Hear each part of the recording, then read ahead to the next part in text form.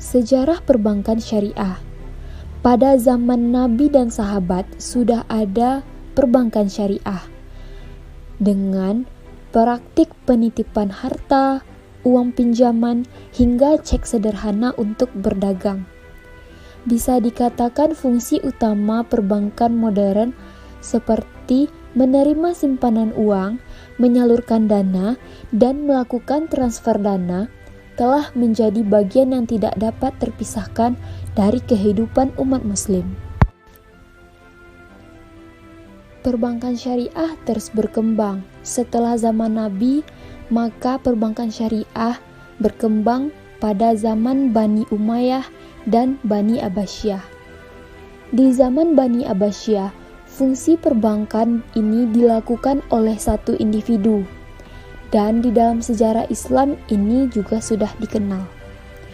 Perbankan mulai berkembang pesat ketika beredar banyak jenis uang pada zaman itu, sehingga perlu keahlian khusus untuk membedakan satu mata uang dengan mata uang lainnya. Sehingga seseorang harus mempunyai keahlian khusus untuk membedakan mata uang itu dengan mata uang lain. Orang tersebut bisa dibilang sebagai nakid, saraf, dan zibiz. Peranan bankir pada zaman Abbasiyah mulai populer pada pemerintahan Khalifah Muqtadir. Kemajuan praktik perbankan pada zaman itu ditandai dengan beredarnya cek dengan luas sebagai media pembayaran. Bahkan peranan bankir telah meliputi 3 aspek, yakni menerima deposito, menyalurkannya, dan mentransfer uang. Karena adanya terus perkembangan zaman, maka perbankan syariah menjadi modern. Dalam keuangan Islam, bunga uang secara fikih dikategorikan sebagai riba, yang berarti haram.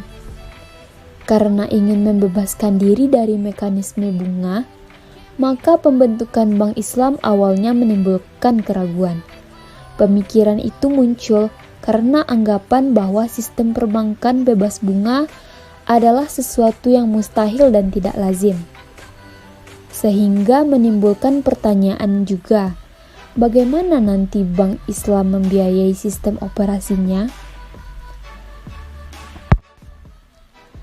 Landasan hukum operasi bank yang menggunakan sistem syariah saat itu hanya diakomodir dalam salah satu ayat tentang bank dengan sistem bagi hasil pada Undang-Undang Nomor 7 Tahun 1992, yaitu tanpa rincian landasan hukum syariah serta jenis-jenis usaha yang diperbolehkan. Pada tahun 1998, pemerintah dan DPR melakukan penyempurnaan Undang-Undang Nomor 7 Tahun 1992 menjadi Undang-Undang Nomor 10 Tahun 1998 yang secara tegas menjelaskan bahwa terdapat 2 sistem dalam perbankan di tanah air atau dual banking system, yaitu sistem perbankan konvensional dan sistem perbankan syariah. Pada tahun 2013, fungsi pengaturan dan pengawasan perbankan berpindah dari Bank Indonesia ke Otoritas Jasa Keuangan.